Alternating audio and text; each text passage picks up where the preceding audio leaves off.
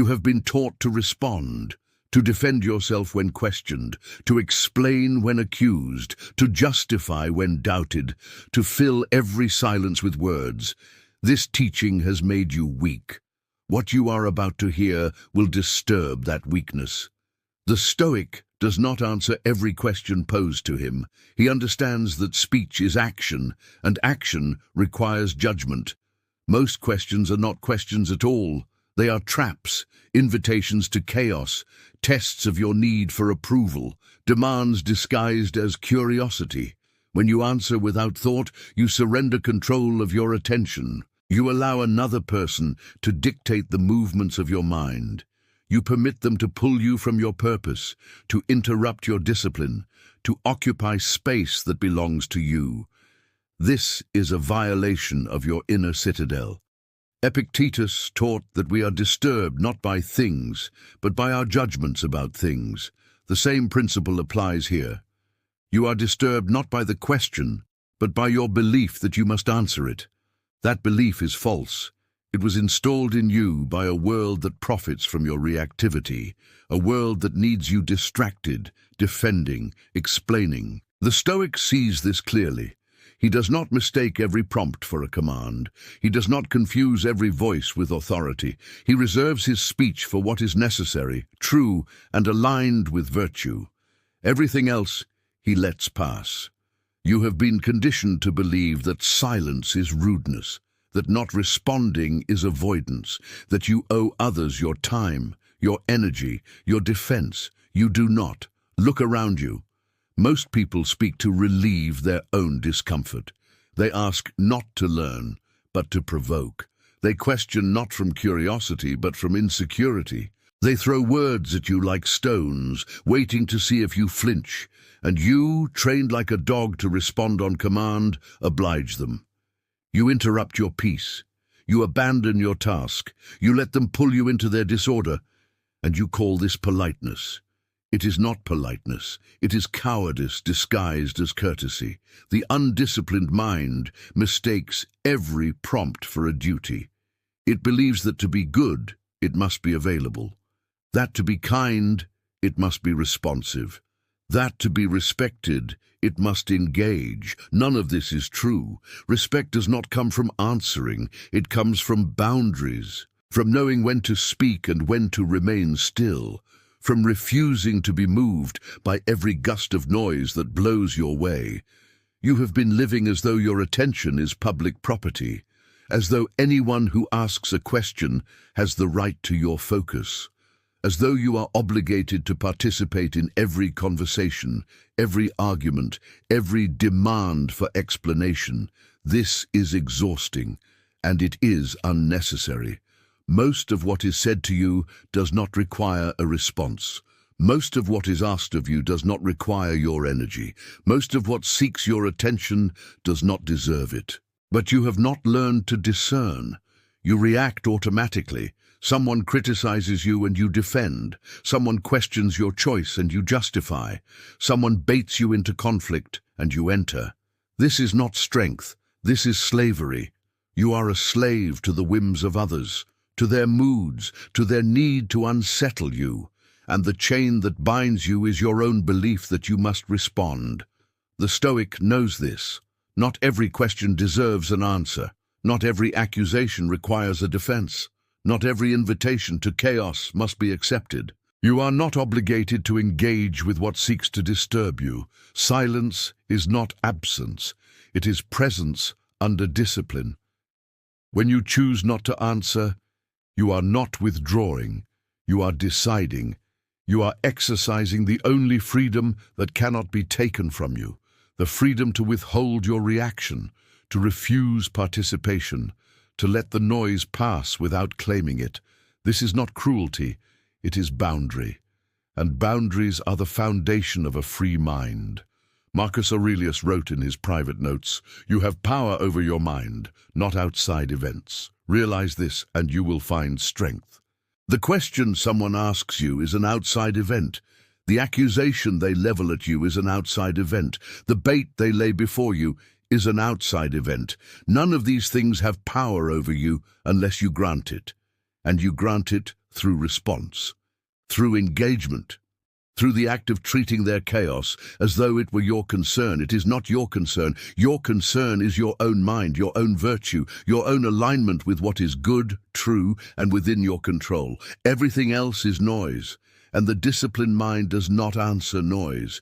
It observes it, acknowledges it if necessary, then lets it pass. Consider this carefully. When someone asks you a question designed to provoke, what are they really asking?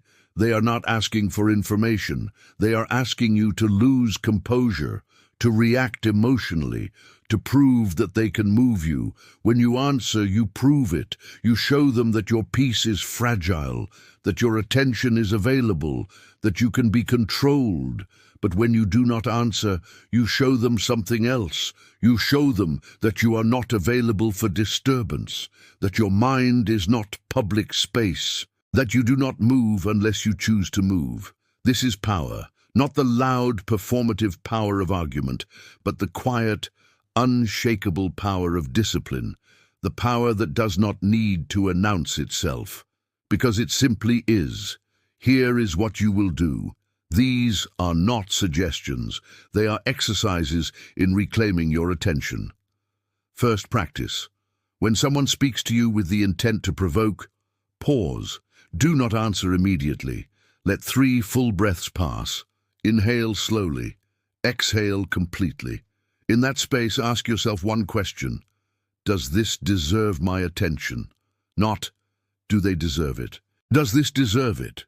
Does this question serve my growth? Does it require my wisdom? Does it align with my purpose? If the answer is no, let it go unanswered. You do not owe an explanation for your silence. Silence is its own answer. It says, I do not participate in what weakens me. Second practice, practice the refusal. Once per day, let a question go unanswered, not out of spite, out of discipline. Someone asks your opinion on something trivial. Do not give it. Someone baits you into an argument about politics, gossip, or judgment. Do not enter. Someone demands you explain a choice you have already made. Do not justify. Feel the discomfort of silence. That discomfort is your conditioning dying. It is the voice in your head that says, but I should respond. They will think I'm rude. They will think I don't care. Let that voice speak. Do not obey it. It is not wisdom. It is fear dressed as obligation. The more you practice this, the quieter that voice becomes, and the stronger your boundary becomes. Third practice. Remove this belief from your mind. I must respond to be respected. Replace it with this. I respond when it serves my virtue. Virtue does not require explanation. It does not justify itself to those who do not see it. If someone respects you only because you answer them, they do not respect you. They respect your compliance. True respect is given to those who cannot be moved by demand, to those who hold their attention as sacred, to those who know the difference between engagement and reaction.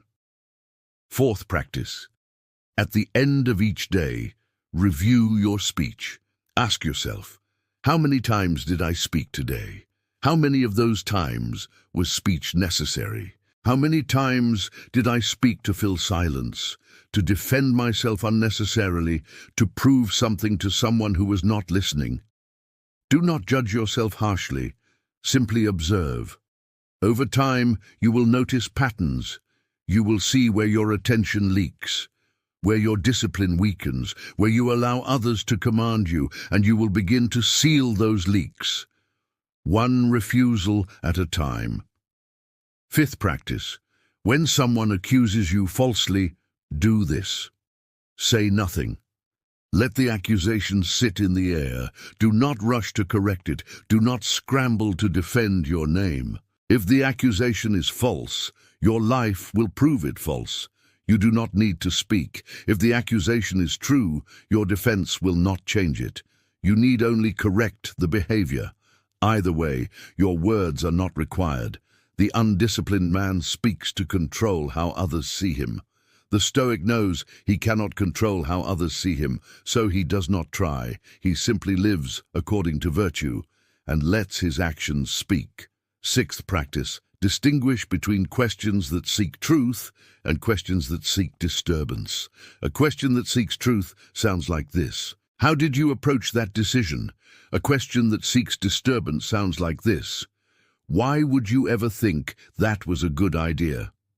The first invites reflection, the second invites defensiveness. Answer the first if it serves. Ignore the second completely. You are not responsible for managing someone else's tone. You are responsible for guarding your own peace. You will be tested on this daily. The world is full of voices that want to own your attention. Let them want. Guard the gate. Not every knock requires you to open the door. Not every question requires you to stop what you are doing. Not every person who speaks to you has earned your response. When the urge to explain yourself rises, let it rise. Then let it fall. Do not act on it. Feel it. Observe it. Release it. This is how you train the mind. Not by eliminating the urge, but by refusing to obey it. Over time, the urge weakens, and your discipline strengthens, until one day, silence is no longer uncomfortable. It is home. When the mind drifts, return to the altar.